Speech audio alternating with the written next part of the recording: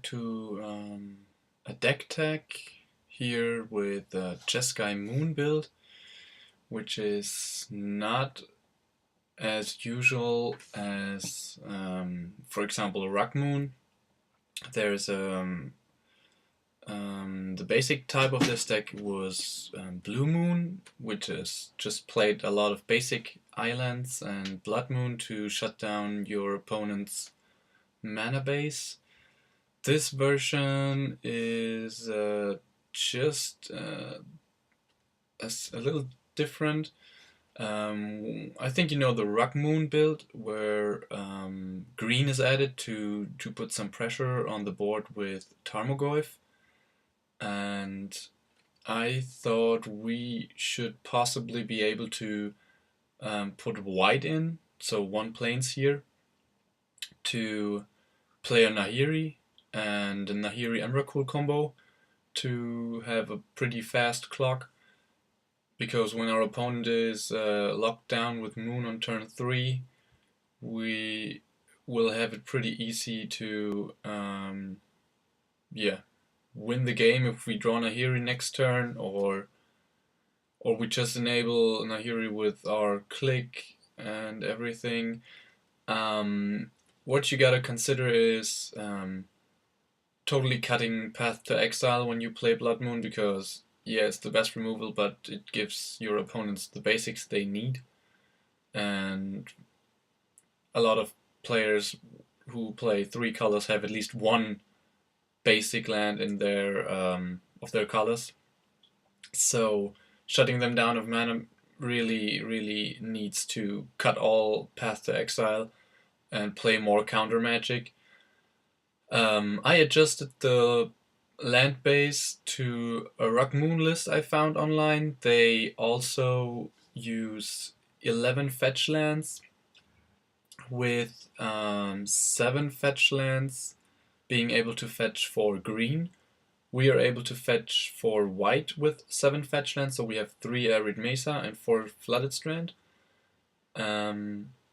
which is really important to get to white mana at the right point or at the right time.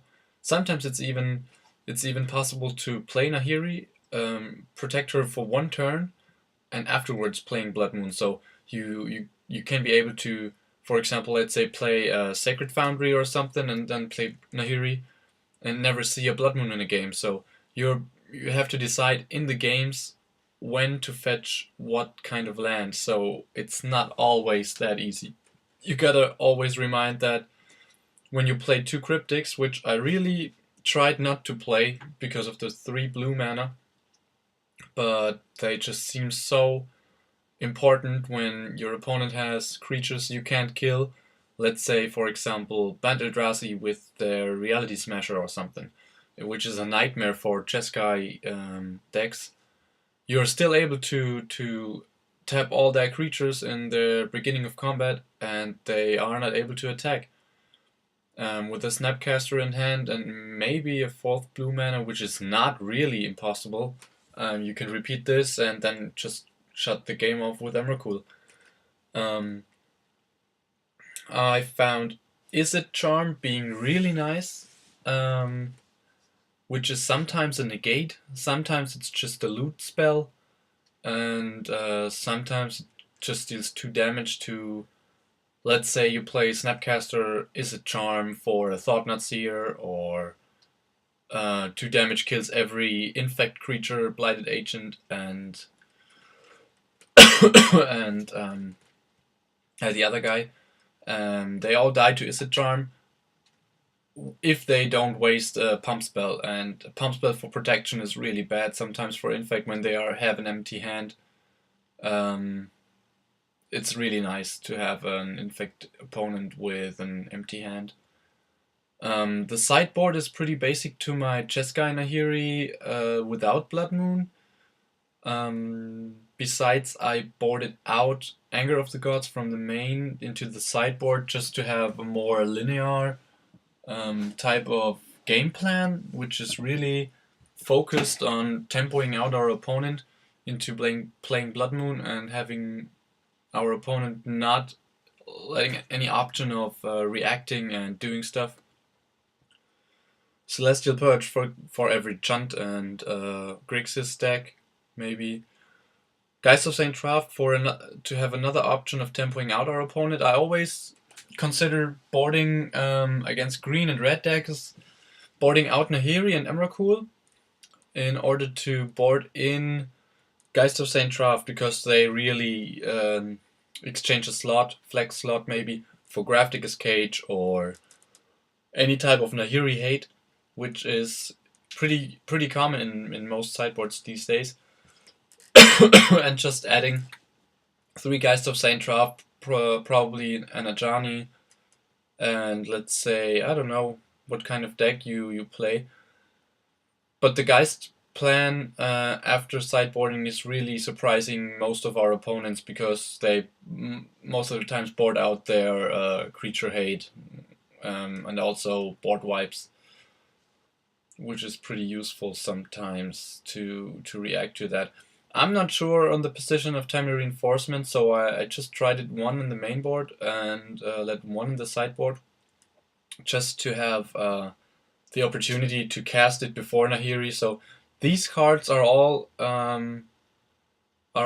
planned to be like enabling Nahiri. Electrolyze more or less, because it's just more the recursion that comes with it, the cantrip that enables us to maybe find another solution for a problem. But Blood Moon really enables us laying down Nahiri if our opponent is without creatures.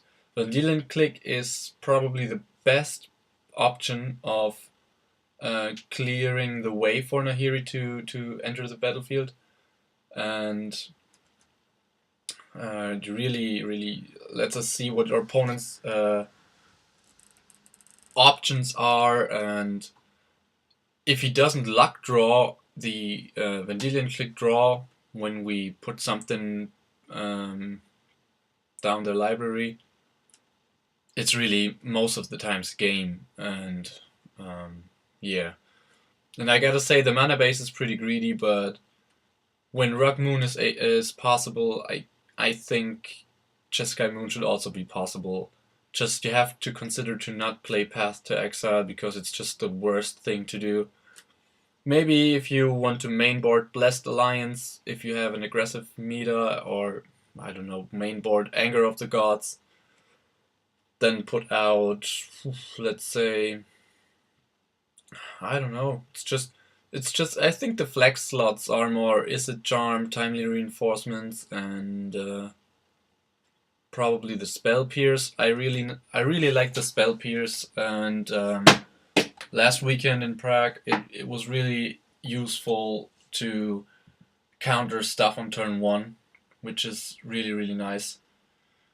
But if you really want to do different stuff, just board out Timely Reinforcements and maybe Spell Pierce to give 2 Angers a chance in the main board, or put a Blessed Alliance in for the Izzet Charm, or just feel free to do anything. And feel free to discuss this deck, main and sideboard, and we will see you in match 1.